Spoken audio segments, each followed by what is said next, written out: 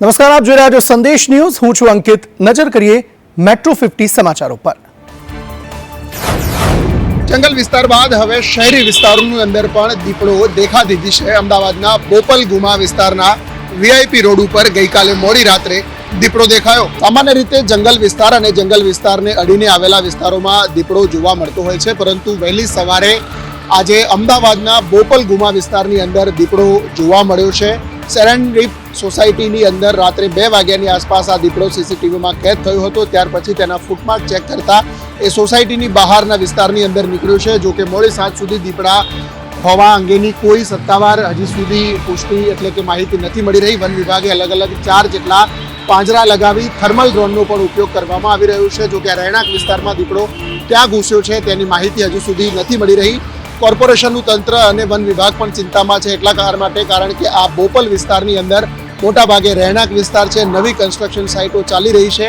આ માનવ વસ્તીની અંદર ઘૂસેલો દીપડો માનવભક્ષી ન બને એટલા માટે વન વિભાગની ટીમ પણ વહેલી સવારથી કામે લાગી છે. વહેલી સવારથી જ અમદાવાદ મહાનગરપાલિકાની એટલે કે કાંકરિયા ઝૂ ઓથોરિટીની ટીમ સાથે વન વિભાગની ટીમ આ દીપડાની શોધખોળ કરી રહી છે. જો કે મોડી સાંજ સુધી હજુ દીપડા અંગેની માહિતી નથી મળી શકી. વડોદરા જિલ્લાના સિનોર તાલુકામાં દીપડા દેખાતા સ્થાનિકોમાં ભયનો માહોલ જોવા મળી રહ્યો છે. ત્યારે આ વિસ્તારમાં 2 દીપડાઓ પાણી પીતા નજરે ચડ્યા હતા, જેના કારણે હવે સમગ્ર વિસ્તારમાં ભયનો માહોલ જોવા મળી રહ્યો છે. સિનોર વિસ્તારમાં છેલ્લા કેટલાક સમયથી દીપડાની અવરજવર સતત નોંધાઈ રહી છે. ત્યારે ફરી એકવાર પાણીના હેરા પાસે 2 દીપડા નિર્ભય રીતે પાણી પીતા જોવા મળ્યા હતા.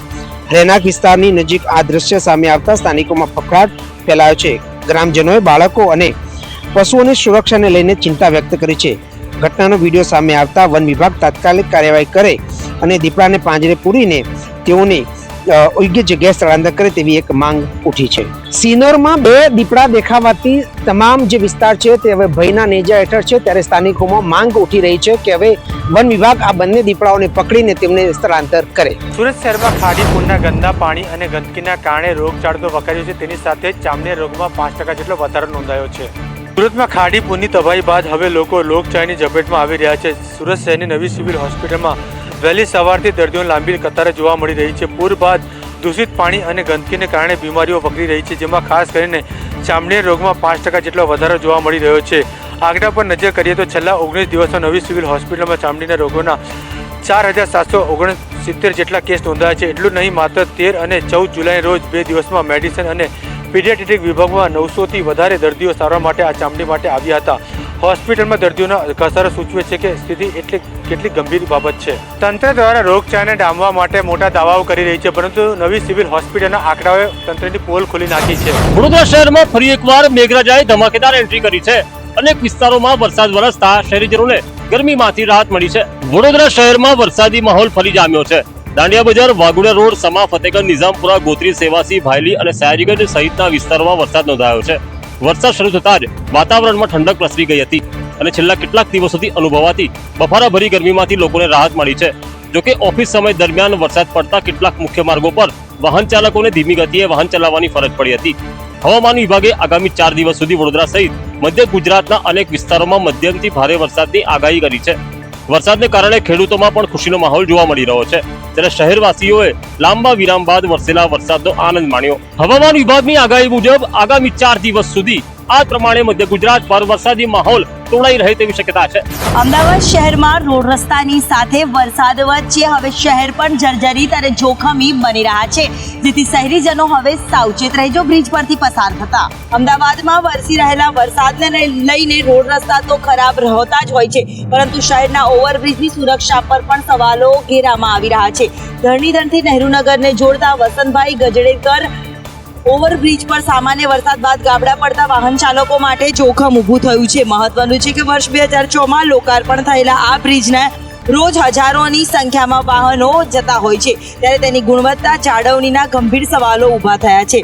સામાન્ય વરસાદમાં જ બ્રિજની રસ્તાઓ ધોવાઈ જાય છે તો તંત્રની કામગીરીને લઈને પ્રશ્ન ઊભા થાય છે. આખરે આ સ્થિતિ માટે જવાબદાર કોણ અને વાહન ચાલકોની સુરક્ષા માટે તંત્ર શું કાર્યવાહી કરી રહ્યું છે તેને લઈને સવાલ ઊભા થયા. ધરણીધરથી નહેરુનગર તરફ જવાના બ્રિજને ગાબડા પડી જતા જોખમ ઊભું થયું છે. જો કે તેને લઈને રિપેરિંગથી લઈને બ્રિજના સમારકામ અંગે પણ પ્રશ્ન ઉઠી રહ્યા છે. જામનગર શહેરના નાગનાથ ગેટ નજીક આવેલ સ્મશાન ચોકડી પાસે આજે વરસાદી કેનાલ પાસે રહેલા દબાણ દૂર કરવા માટે જામનગર મહાનગરપાલિકા દ્વારા કાર્યવાહી હાથ ધરવામાં આવી છે. જામનગરમાં સ્મશાન નજીક કેનાલ ઉપરના 4 કાચા પાકા મકાનો મહાનગરપાલિકા દ્વારા તોડી પાડવામાં આવ્યા છે. વરસાદી પાણીના અવરોધને દૂર કરવા માટે આ પળતોડ કરવામાં આવી છે.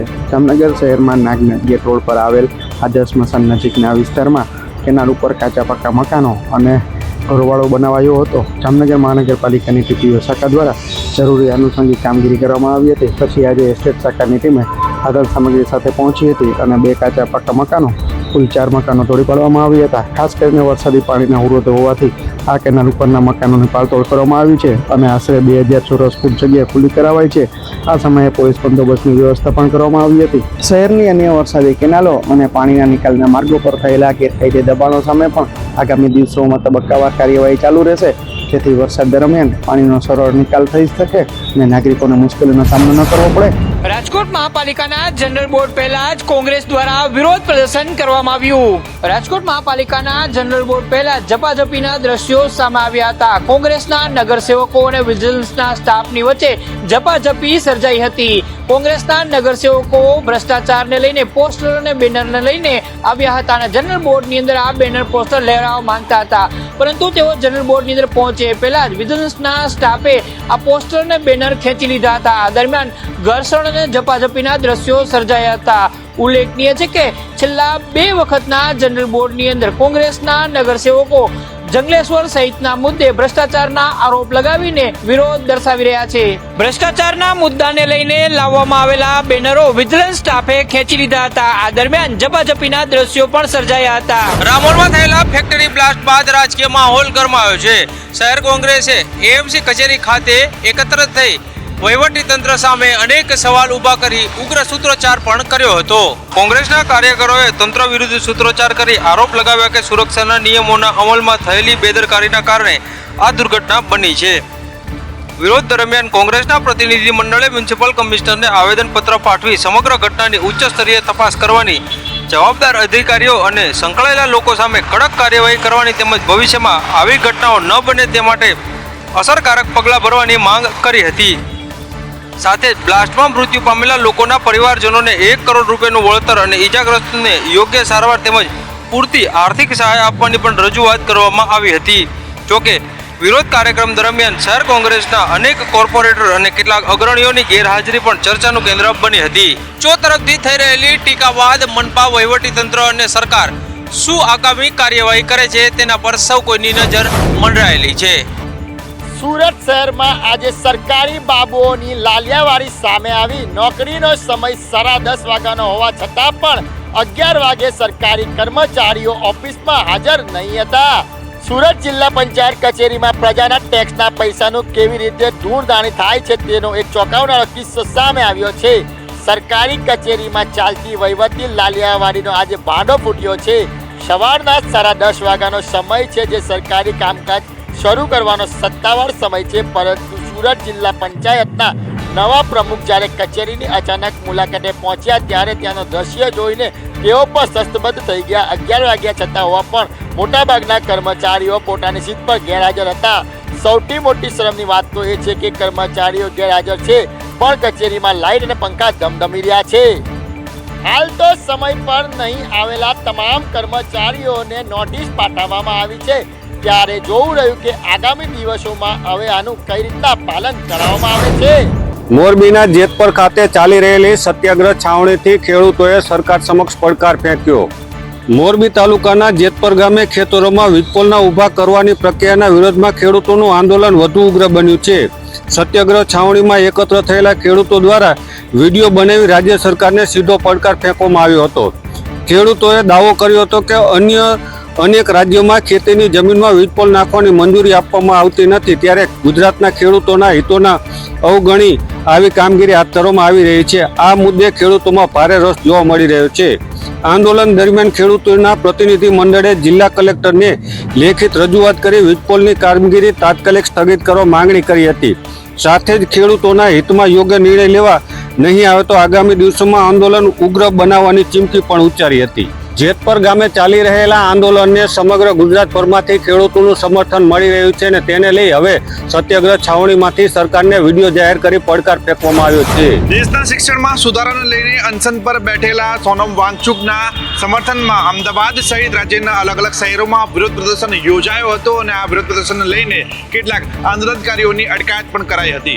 શિક્ષણની પરિસ્થિતિમાં સુધારો લાવવા માટે સોનમ વાંગચુક દ્વારા ચલો સાંસદનું આહવાન કરવામાં આવ્યું હતું અને આ જ કારણથી આજે મોટી સંખ્યામાં યુવાનો અને વિદ્યાર્થીઓ સંસદ ભવન પાસે ભેગા થયા હતા અને પોલીસ સાથે ઘર્ષણ પણ થયું હતું. જો કે આ સોનમ વાંગચુકના ચલો સાંસદના સમર્થનને લઈને અમદાવાદ સહિત રાજ્યના અલગ અલગ શહેરોમાં પણ તેમને સમર્થન આપતા યુવાનો નજરે પડ્યા હતા. અમદાવાદ શહેરના લો ગાર્ડન પાસે કેટલાક પ્રદર્શનકારીઓ ભેગા થયા હતા. જો કે પોલીસ દ્વારા તેમની અટકાયત કરી લેવામાં આવી હતી. આ સાથે જ અમદાવાદ શહેરના નિકોલ વિસ્તારમાં પણ મોટી સંખ્યામાં યુવાનોએ ભેગા થઈને સોનમ વાંગચુકને સમર્થન આપ્યું હતું. સોનમ વાંગચુકના સમર્થનમાં અમદાવાદ શહેરમાં સવારે 9 વાગે લો ગાર્ડન પાસે આંદોલનકારીઓ ભેગા થયા હતા. જો કે તેઓ આંદોલન કરે તે પહેલા જ તેમની અટકાયત કરાઈ હતી. આ સિવાય અમદાવાદ શહેરના સારંગપુર તેમજ નિકોલ વિસ્તારમાં પણ આ પ્રકારના આંદોલન યોજાયા હતા. જૂનાગઢના ગિરનાર મહાતીર્થ ખાતે જાહેરનામાના સરેઆમ ઉલ્લંઘનની ઘટના સામે આવી છે. જૂનાગઢના પવિત્ર યાત્રાધામ ગિરનાર પર્વત ઉપર તંત્ર દ્વારા બહાર પાડવામાં આવેલા સુરક્ષા અને નિયમોના જાહેરનામાનો સરેઆમ ભંગ થતો હોવાની એક ચોંકાવનારી ઘટના સામે આવી છે. ગિરનારની પવિત્રતા અને સુરક્ષા વ્યવસ્થાને જાળવી રાખવા માટે વહીવટીતંત્ર દ્વારા પ્રવેશ દ્વારથી કોઈ પણ પ્રકારની પૂજા સામગ્રી કે અન્ય પ્રતિબંધિત વસ્તુઓ અંદર લઈ જવા પર સખત મનાઈ ફરમાવવામાં આવી છે. તેમ છતાં સુરક્ષા વ્યવસ્થામાં રહેલી ક્ષતિઓનો લાભ લઈને 3 મહિલાઓ પ્રતિબંધિત સામાન સાથે ગિરનારમાં પ્રવેશ કરતા સફળ થઈ હતી. આ મહિલાઓએ માત્ર નિયમોનું ઉલ્લંઘન નથી કર્યું, પરંતુ ગિરનારની સીડીઓ પર લાડુ ચડાવીને તંત્રના જાહેરનામાનો લીરે ઉડાડતા હતા. વહીવટીતંત્ર દ્વારા મૂકવામાં આવેલા સખત પ્રતિબંધિત અને ચેકિંગની વ્યવસ્થા છતાં પણ આ મહિલાઓ પૂજાની સામગ્રી અને લાડુ જેવો સામાન અંદર સુધી કેવી રીતે લઈ ગઈ તે સુરક્ષા વ્યવસ્થા માટે મોટા સવાલ ઉભા કરે છે. આ ઘટના બાદ સોશિયલ મીડિયા અને સ્થાનિક તંત્રની બેદરકારી સામે રોષ જોવા મળી રહ્યો છે અને આવી પ્રવૃત્તિ કરનાર સામે કડક કાર્યવાહીની માંગ ઉઠી છે. જૂનાગઢના ઐતિહાસિક અને પવિત્ર ગિરનાર પર્વત ખાતે કાયદો વ્યવસ્થા અને ધાર્મિક આસ્થા વચ્ચે ટકરાવની સ્થિતિ સર્જાઈ છે. ગિરનાર પર્વત ઉપર આજે દૂધધારા અભિષેક અને નિર્માણ લાડુને લઈને ચુસ્ત પોલીસ બંદોબસ્ત ગોઠવવામાં આવ્યો હતો. પ્રથમ અને મુખ્ય ઘટનામાં રૈવતક સમિતિ દ્વારા તમામ ધારાધોરણો મુજબ વિધિવત રજીસ્ટ્રેશન કરાવીને પરંપરાગત દૂધધારા અભિષેક યાત્રાનું આયોજન કરવામાં આવ્યું હતું. જોકે આ યાત્રા ગિરનારના મુખ્ય પ્રવેશદ્વાર પાસે પહોંચતા જ પોલીસે તેને અટકાવી દીધી હતી. વહીવટીતંત્ર દ્વારા વન્યજીવો અને પર્યાવરણની સુરક્ષાને ધ્યાનમાં રાખીને ગિરનાર ઉપર દૂધ લઈ જવા પર કડક પ્રતિબંધ મૂકવામાં આવ્યો છે. પોલીસે આ પ્રતિબંધનો હવાલો આપીને જણાવ્યું હતું કે આ યાત્રા આગળ વધે તો સરકારી જાહેરનામાનો સીધો ભંગ થાય તેમ છે. પોલીસની આ કડક કાર્યવાહીને કારણે સમગ્ર ધાર્મિક યાત્રાને ગિરનારના પગથિયા પાસે જ રોકી દેવામાં આવી હતી. મહિનાઓથી આ યાત્રાની રાહ જોઈને બેઠેલા અને દૂર દૂરથી આવેલા શ્રદ્ધાળુઓમાં વહીવટીતંત્રના આ નિર્ણયને પગલે ભારે નારાજગી જોવા મળી રહી છે. વહીવટીતંત્ર પોતાના નિયમો પર મક્કમ છે, જ્યારે ભાવિકો પોતાની પરંપરાગત આસ્થા પર અડગ છે, જેના કારણે ગિરનાર તળેટી વિસ્તારમાં ભારેલા અગ્નિ જેવી સ્થિતિ સર્જાય છે.